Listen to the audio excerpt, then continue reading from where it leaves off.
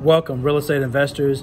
Thank you for coming to another video. I'll be bringing you good value and good content as always. So what we're going to talk about today is, as you being a landlord now, if that's the route you choose on the buy and hold strategy, you need to make sure you find a good tenant, and you need to know how to choose a good tenant.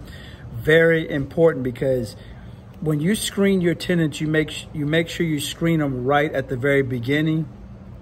And that way it's going to give you less headache in the long run. So I'm going to tell you what I choose to do and what I choose to look at to pick my tenants. That's why my eviction rates are very low, because I make sure I got good tenants in there, because I don't want to have to deal with the headache later on.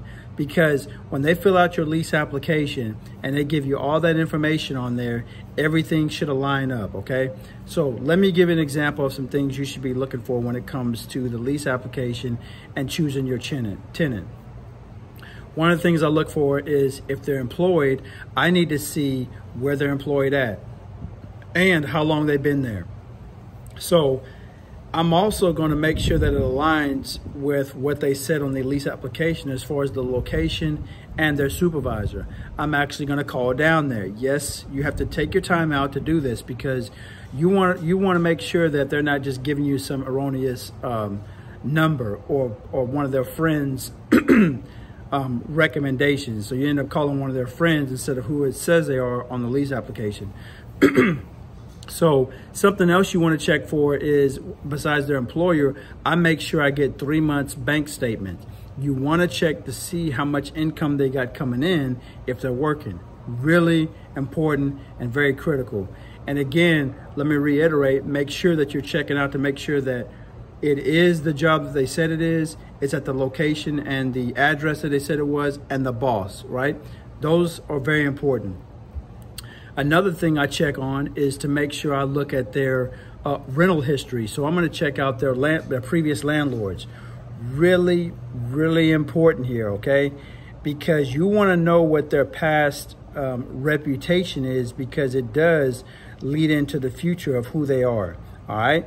If they've been missing payments, if they had any evictions, and for me, if they had an eviction or a lawsuit within the last year or even 2 years, I'm not going to deal with it. It's just too fresh. You can choose up to your situation. If you want to wait till 6 months and it's not an issue, then that's up to you. Me personally, I wait till 1 to 2 years, mostly 2 years. If there's no evictions, then I'm okay with that. But I'm always going to call their previous landlord and ask them questions like, has Miss Such and Such been late on their payments? Have they caused you any problems? Things of that is what I want to know from the past landlord, and if they had any evictions. All right, very, very important. Another thing I want to check when it comes to my tenants is I could check their credit. Credit is very important. I want to make sure they got a high credit score. Things I check on is, for me personally, they need to have at least a 620, 650 credit score. Why? Because if their credit score is high, that means they have a good potential of paying me back. Now, I want to make something clear. I do accept Section 8 families, right? But the thing is, with Section 8 pays a portion, or the Public Housing Authority pays a portion, and so does the tenant. So it's still important for me when I have my real estate investing and I have tenants come to me, I'm still screening my Section 8 families, because Section 8 housing doesn't do that. So I want to make that clear. So in other words, no matter what platform they're from, always screen your tenants. It's extremely important, okay? Very important, because it could save you a headache in the long run. I want to check to make sure there's no lawsuits or they don't have any. I check their criminal background records. That's really important. Some of these software companies, they have it all packaged up in a deal to where you can check that stuff, and it all comes with it. Criminal background records. I make sure there's no evictions again, or no criminal history. If they have been in jail or in prison, I don't want to be dealing with that, because if it's the past, then sometimes if they haven't changed their ways, it could be the future.